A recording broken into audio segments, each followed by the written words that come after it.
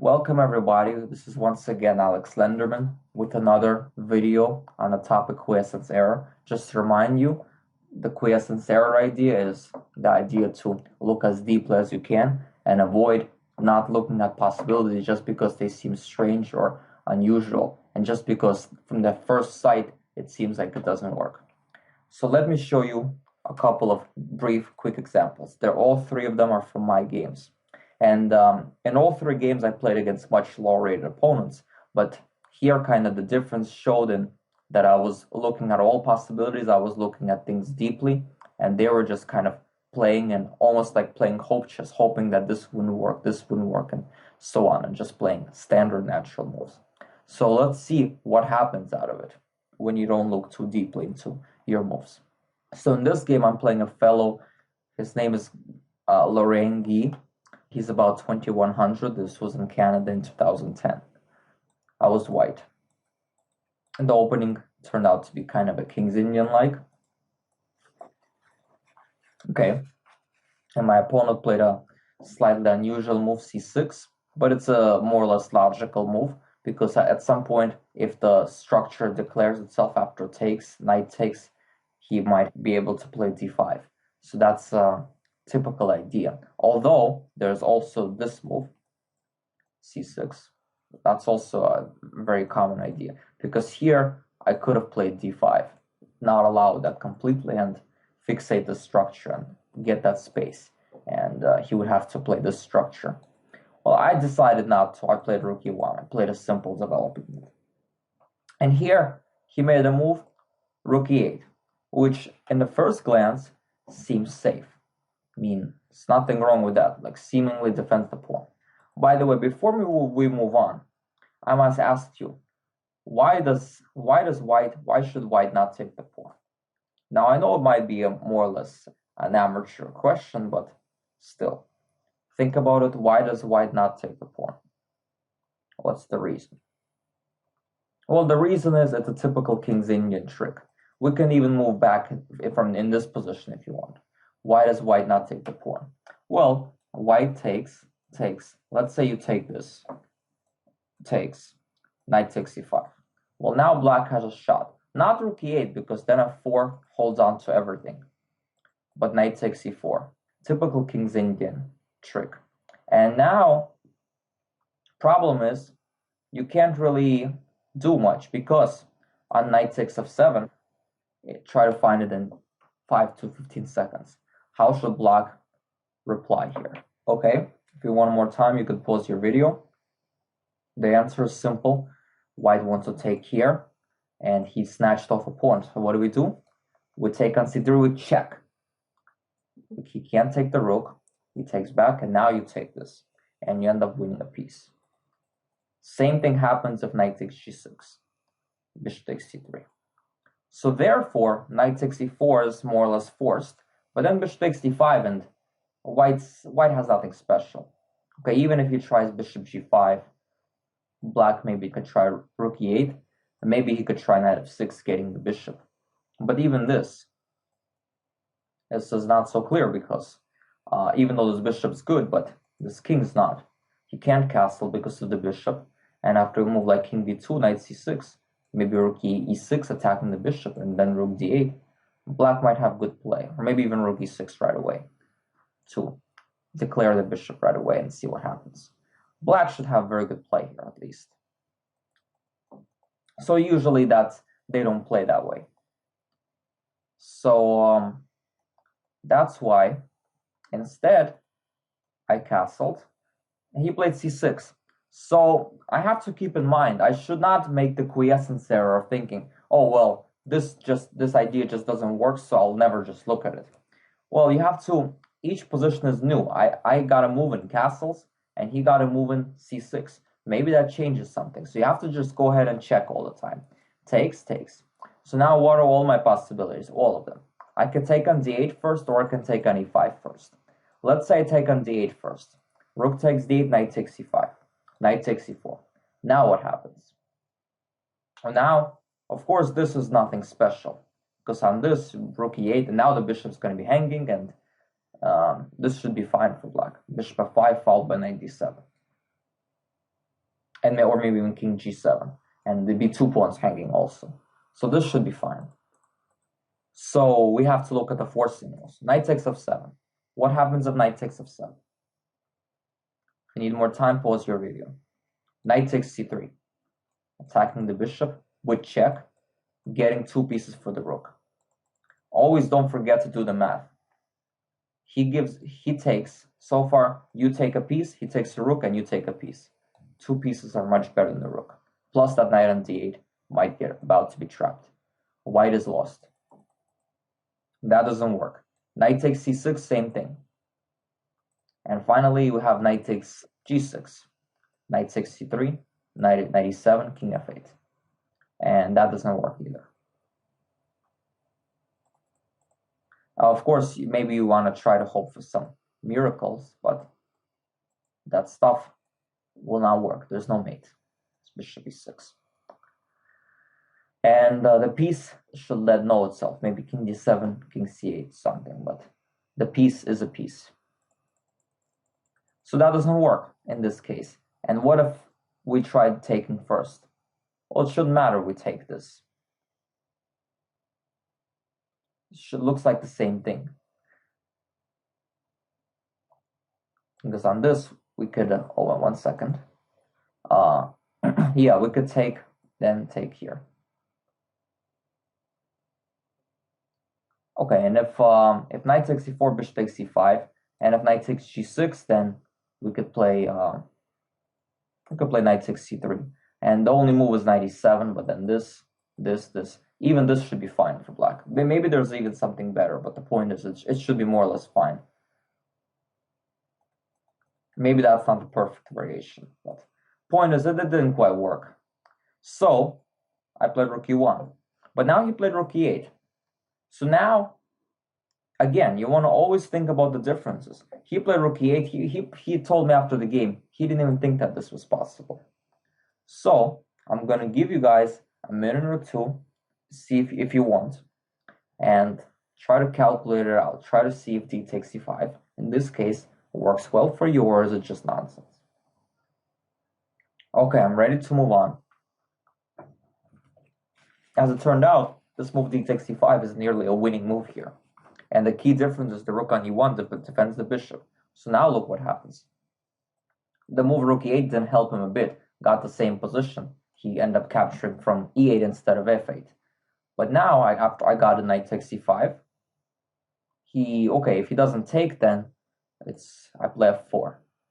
So he takes, but now the difference is what? Especially if you didn't find it, try to figure out what's the difference. How can white execute better here? Okay, and the answer is knight takes f7. Because here, knight takes c3, the move that earlier won 2 pieces for the rook, now just backfires, because after knight takes d8, white's simply up in exchange. The bishop is protected. That little difference, my opponent never realized. Why? Because he wasn't even considering that idea. He was thinking very conventional, thinking that it just doesn't work in these positions. Because he knew these positions and he knows this trick, but he didn't realize he had to look a little deeper and he has to look at different possibilities all the time and not just think conventionally. So avoid thinking conventionally. Always try to think outside the box and avoid the quiescence there. Because now after knight takes f7, I'm simply much better, close to winning. I won a clear pawn, and after that the game became a mop-up. He tried bishop takes c3, but in this case, what should white play? Of course, this move also had to be calculated ahead of time. But it works, knight h6. Now, good. Of course, you have to see this move ahead of time, otherwise it's hope chess. You're hoping that there's something going to work, because if not knight h6, of course, white's losing. But I had to see this move ahead of time, and I did. King f8 takes, but this is, even though material is only up a pawn, but his king is wide open, and, well, if he tries taking the pawn, that's going to be very dangerous. I can invade with my pieces. He tried this move, bishop e3. The rest of the game doesn't need that much comment. And now a nice finishing touch. He missed that. White to move and win. Pretty simple. If you need more time, pause your video, but bishop e7. And he resigned. So the moral of the story here is avoid the quiescence error. Let me do the next game now. Another game I played against a low-rated opponent. The last game was a long game. This one is a game 30 game. This was against a 2000 rated young talented kid around 10 years old. And he was playing well for a while, but he also made a quiescence error. And I'll show you where. Now, he's playing a semi-Slav setup against the Catalan. Not the most recommended way of playing, but okay, that's the setup that he knew, so he went with it. It's not so terrible either. By the way, this position also arises in the game Aronian against Gelfand. Might have been the Tal Memorial of last year, but if anyone's interested, you could look at that game. Although I don't perfectly like how Aronian played that game, to be honest, but he did win, so it was very interesting. E5, that without Gelfand also played that move. So those are natural moves. Rook D1. I think that move was also played. Queen E7. And now Bishop E3. That move I really like because the point is, how else am I supposed to make progress? I think Aronian tried some kind of idea like this, but when I checked it with the computer, I don't think it perfectly works the best way after knight B6. It's not clear, to say the least, I thought. Maybe I didn't analyze it deeply enough, but I checked it, I think. So the bishop e3, and I saw that during the game, but I didn't like it so much. And of course, if I do this, I don't want to trade everything off, because then I'll liquidate all the pressure and I'll give him free development, and this game will steer into a very simple endgame that should lead to a draw. So therefore, I played bishop e3, keeping the tension, because he has to do something now. And this idea of me keeping the tension threw him off, because he had to come up with something. And no matter what it's very important in chess to put pressure on your opponent. And that doesn't mean always to attack. Like, a lot of people get the misconception that putting pressure on your opponent means only by getting an initiative or playing an attack. Not necessarily. Sometimes it could be by playing nice, logical, developing moves where you're not giving your opponent easy, clear moves. And this is exactly the case. My opponent here, I'm very well set up harmoniously with my pieces, but he not so much, and he needs to figure out how to untangle himself. He doesn't really want to take and then let my knight in the game actively. It's possible, but he doesn't really want to do it. He doesn't want to make a concession. He also does not want to play e4, because then that pawn might not be defensible, especially after bishop g5 now might come. Knight g4, then I'll play bishop g5. I have to see that. And this is also not so pleasant. The queen doesn't have a good square. And if he goes back, well, he loses the tempo compared to the other variation. He doesn't want to do that. And a knight f6, h3, maybe. So my opponent came up with a nice waiting move, rook e8. Okay, that's possible. And here I also made a waiting move, because I saw that I wanted to make that move in the game theory quickly, psychologically, to make him uncomfortable, so that he comes up with something. And as you could see by my opponent's next move, that strategy works, because making your opponent uncomfortable leads to very uncomfortable decisions and leads them to go astray sometimes. Objectively, better move would have been d5, gaining space, because on knight b6, I could take, and take, winning the pawn. And if he takes, I take. With huge centralization and initiative, this bishop opens up.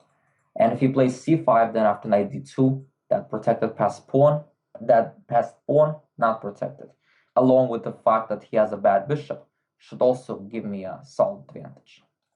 That I didn't catch up on during the game. So maybe objectively he should have tried something else, maybe knight b6 or e takes d4. So I should have played d5, but I played rook ac1. Okay, and because I saw e4 still not very good, and I wasn't sure what he should do. Okay, he should have took, and then the position was maybe only slightly better for me. But my opponent was so lost here. He was so confused. He so couldn't find what to do. He found nothing better than rook f8. And okay, no matter what, you should just avoid making a move like that. I mean, you'd better off playing a move like a6, because even that move will be more useful. Because, I mean, the rook is better on e8, of course. And the move like this is just a panic move. Even if you don't know what to do, avoid getting into a panic mode. You know, you want to always make sure you try to have inner peace within yourself and try to find these best logical moves that you can think of. So rook f8 is, of course, not only a big psychological mistake, giving in and giving me everything and just completely feeling hopeless, but also because, okay, if I played a3, what have he done? Rook e8, h3, rook f8. I mean, you just can't play chess like that. I mean, it's not like you're in a stalemate. You could improve your position in various ways here. So avoid the panic. And of course, here, as it turns out, White has a nice idea. And again, you won't be able to find it if you're thinking conventionally. If you're making a quiescence error, you're not going to be able to find this tactical motive. So it's White to move. Besides the move d5, which is positionally good, like we talked about, what else? Well, how can White tactically take advantage of Black's position? Okay, I'll give you a minute or two. If you need more time, you can even pause your videos, think up to 5-10 minutes. Although it was a game 30, so hopefully no more than 5 minutes. And the answer is d takes e5, a move that I didn't want to play because that would release the pressure. But now is the time. Why? Well, because it concretely gives me something. And the main point is that he simply cannot take with the knight. Well, it's not advisable for him. Why? Because I take, and now no matter how he captures back, he loses material. If he takes like this, he loses the exchange for no compensation. And if he takes like this, he loses a piece for no compensation. Oh, he might try this move. And maybe have something better than that. I don't remember. I guess maybe I also have this move. And on this take. Right, and if queen takes, knight e4, attacking the bishop and the queen. And on pawn takes, well, now the king is also bad. Maybe I could play queen h4 and try to develop mating attack. Strange enough, I showed this game to a lot of people. No one mentioned to me queen c5. Just found it now. But okay, anyway, it's still pretty dangerous, even after bishop d4, bishop f6. Well, anyway, my opponent decided against that, and he took with the bishop. Knight takes. Okay, now objectively best, even though it doesn't look that pretty, was queen takes. And okay, try to hold a worse position. Much worse position because I have more space, I have two very active bishops, I have better development, but he's not losing right away. But knight takes e5. He attacks my queen. It looks very logical. So what should I do? My queen's attacked. I'm going to give you guys, again, if you want to pause your video, go ahead. If not, I'm moving on. The move is bishop c5, exclaim. And that move definitely did not cross my opponent's mind. Otherwise, he would not have took knight takes c5. It's not obvious move. It seems like, okay, queen's attacked, you have to move it. But again, you have to look deeper. You have to look at all your possibilities. And as you could see, surprisingly enough, he's in trouble because if he takes, well, takes was in the game. Let's see what happens if he tries moving the queen. If he played queen e8, then I can move my queen to a safe square, and the rook is trapped by his own queen. So that's no good. Queen e6, takes, followed by takes. That's no good. Queen c7, I have a strong move, queen f4. Pinning the knight, attacking it once. His only logical move would be rook e8. The knight h5 would be strange. Queen h4, now both pieces are attacked. So rook e8, and now strong move bishop d6, attacking it 2 times, deflecting the queen. His only move is this, but then b4, and he's gonna lose the piece. He's doomed. So he has nowhere to move the queen, so he tried taking. Bishop takes e7. Now, when you make moves like that, of course, someone's attacking and you attack something, you want to be very careful. And Dan Heisman mentions that a lot. These kinds of moves often turn into blunders because you very often miss intermediate moves. But again, just because they're dangerous doesn't mean you should not look at them at all. You should at least analyze them and consider them, because you never know. Sometimes they could turn out to be good. So, and then in this case, this is the only move that wins material. If you move the queen away, then the game continues. But after this move, he's lost. And I had to calculate it on this. Well, he's going to be in trouble. If he plays knight takes b2, trying to attack my rook, I have a couple of wins. One is rook d4, followed by bishop a3, trapping the knight. There's no way the knight's going to live there. For example, a variation like, okay, he could try c5, but then rook f4, knight h5, rook h4. He's not going to maintain that knight for sure.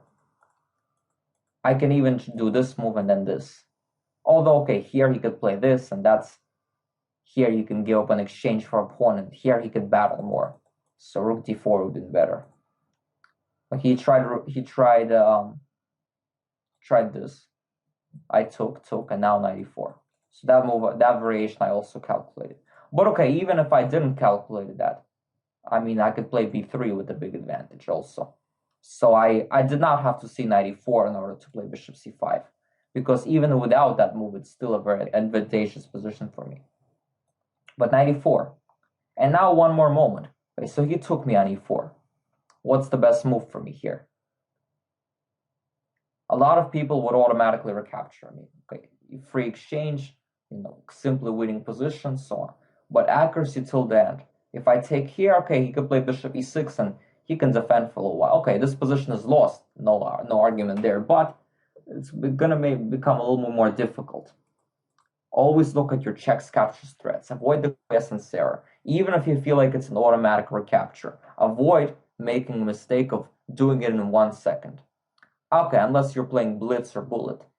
But even if you're playing at least like a game 15 or game 30, a rapid game, you still should have time to think, because most often you have a time delay clock. So you have 5 seconds to look for a move. So you might as well use that 5 seconds to look and see if you have any checks, captures, threats. That might be really good. And maybe 5, 10 seconds, 15 seconds, as long as it takes. And it should not take more than 5 seconds to realize that rook d8 check is an existent check, that you can include that check. And then it doesn't take more than 5 seconds to realize, well, rook d8 check is a much better version for me, because, hey, now I could just take the rook, and now the rook's on d8 and paralyzing his bishop. So these little differences could be a very big difference for you guys, because maybe this position, if you're playing a higher rated player, for whatever reason, you might not win it. He might set up a blockade and he might defend somehow. But this position, he has just much less chances of holding, because he's just so paralyzed. He'll be forced to trade at least that rook as well, and then white just simply invades. Okay, and the rest of the game was a mop-up. Knight b6, rook d1, bishop e6, takes, rook d8, and then rook b8. And okay, true, I saw that he could trap me in. And of course, if he magically can shift the king over to c7, he can equalize. But of course, he doesn't get that privilege. I saw that I can play a4, attacking the knight. And, well, the point is, if he plays a5, I had this. So, okay, again, I have to see that before I played rook b8. Otherwise, I'm playing hope chess, hoping that something works. So I have to see this variation ahead of time, that I play a4, threatening a5, and if he plays a5, I play bishop takes c6. Once I saw this far, I don't have to calculate any further. He played this, he saw no other choice. Rook takes b7, takes, and now the game is a simple mop-up. I restrict that knight as well, and he resigned in a few moves. The rest I did not bother to show. So this was a rapid game, but yet still very, very, very instructive. And one more game I want to quickly show you for this lecture. Another one against a lower rated opponent, but this one is in a long time control against the master, Philip Collier. He used to be a strong master and is still a very formidable player. I was white in this game as well. And you'll see how even he, who is a very experienced player, still was thinking conventionally and made a quiescence error. So this is a standard Queen's Gambit declined position, classical. On the top level, they play a little bit more accurate as black, but okay, I mean, this is still more or less playable. play. He's playing again in a standard way.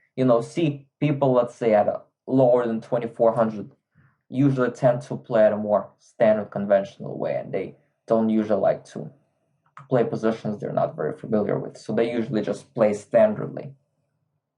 So if you don't avoid quiescence error, you could catch them making quiescence error from time to time. And you'll see what happens here. He played rook e8. Okay, the move is fine. The idea is to play knight f8, knight g6, and try to play queen's gambit decline. Try to improve all his pieces. And then maybe play b6, bishop e7. Okay, his position slightly cramped, maybe slightly worse, but it should be playable. I took this. So now taking is kind of bad because of knight b5. So he can't really take that. So he took like this. I played bishop d3, and he played a5. Question is a5 a safe move? a5 looks like it's a good move because it stops b4, stops the pawn minority attack, and at some point it might be a useful move to play positionally.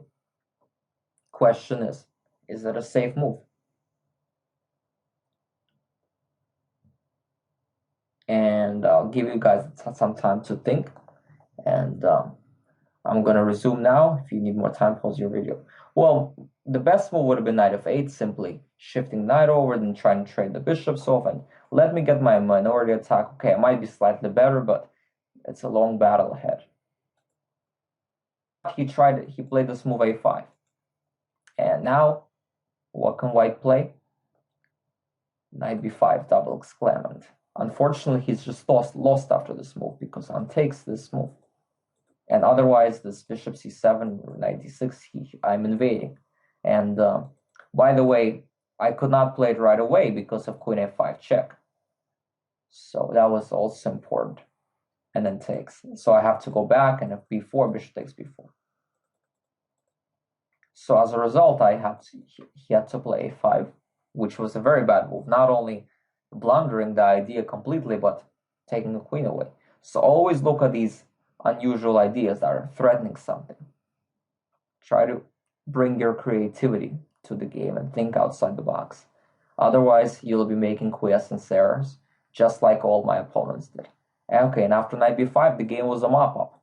Bishop c7, check, takes, queen e7, takes, b6, castles, b8, rook takes, bishop takes, bishop a6, queen c6.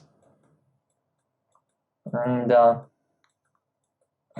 my opponent resigned, because if he takes, I take back, then I invade with the queen here. I'm going to be up at least 2 pawns. His pawns are falling, and white is winning. I hope you guys enjoyed this lecture, these 3 games. The next lecture is going to be some even more complex examples from my games, which are less obvious, and some of my not best experiences, put it that way, where I myself made quiescence errors. Till the next time, this was Alex Lenderman signing off.